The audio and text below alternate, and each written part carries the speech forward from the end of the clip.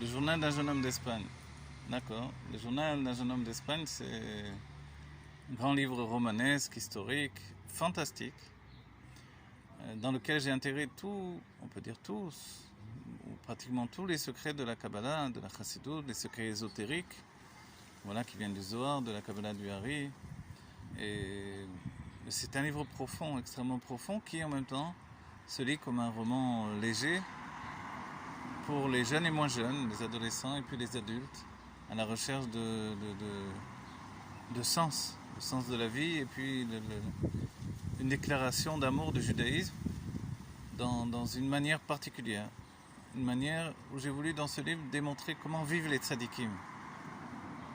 Les tzadikim vivent à la manière du ciel, non pas à la manière de la terre. C'est-à-dire qu'ils vivent avec un terrain de vie, une appréhension de la vie qui n'est pas le nôtre, la nôtre. C'est une rencontre avec la vie, avec toutes les possibilités de la vie. Ils sont capables de tout, ils sont capables de franchir des dimensions, ils sont capables de contrôler les trois éléments, les quatre éléments.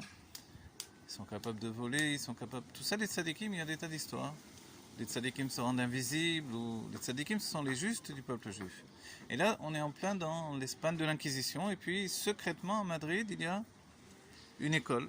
Et dans cette école, il y a un jeune homme et une jeune fille, ce sont les deux héros essentiels du livre, et puis à côté d'eux, il y a une ribambelle de jeunes hommes et de jeunes filles.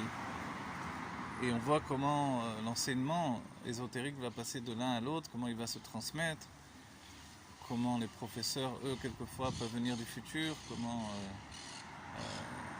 il y a une rencontre de l'individu avec le mystère de la Kabbalah, le mystère de la vie des justes, des tzadikim, auquel on ne pense pas pouvoir accéder, et tout à coup, voilà que des jeunes gens y accèdent.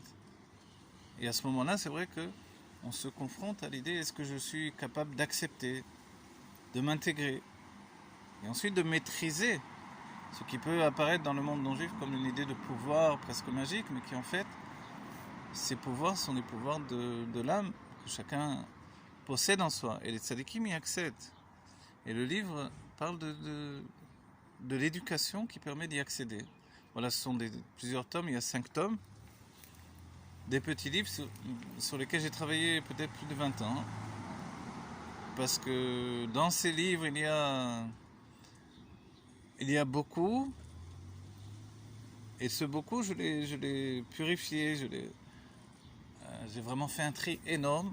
Et même si j'écris bien plus que ce qui est édité, j'ai voulu que ce soit l'exact, on va dire, l'exact renseignement sur les sujets qui sont abordés. Donc c'est un équilibre, une couleur, un équilibre des mots, une recherche vraiment de l'atmosphère, une recherche de l'intimité, de la psychologie des personnages. Et voilà, j'ai mis toute mon âme. Ce sont des livres qui font suite quelquefois à des prières et à des moments de réflexion profonde. Voilà. Et vraiment, il y a tous les sujets, la réincarnation, est-ce que les loups-garous ça existe dans le judaïsme, est-ce que il y a également le sujet un esprit qui peut posséder un corps, il y a le fait d'utiliser les 4 éléments, il y a le combat avec les sorciers, évidemment l'inquisition. Et puis ce qui s'appelle Yenikat Achitzonim, les forces du mal qui veulent l'emporter sur les forces du bien. Et tout ça c'est une réalité malgré qu'on ne le connaît pas, mais c'est la vie des tzadikim, que nous ne connaissons pas et qui par ce livre, par le biais de ce livre, alors on peut y accéder. Et même si l'histoire en général est inventée, tous les enseignements sont profonds, sont réels, ne sont pas des inventions. Donc voilà, évidemment c'est un très beau livre pour le jeune homme, la jeune fille juive et puis l'adulte juif en recherche de sa jeunesse éternelle, qui est l'âme juive. Voilà, c'est un livre vraiment merveilleux, il est en 5 tomes.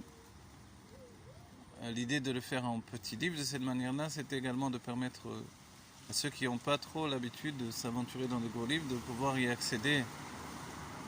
Voilà, c'est un livre pour tout le monde, pour chacun, et qui fait découvrir également le judaïsme sous un aspect nouveau. Merci.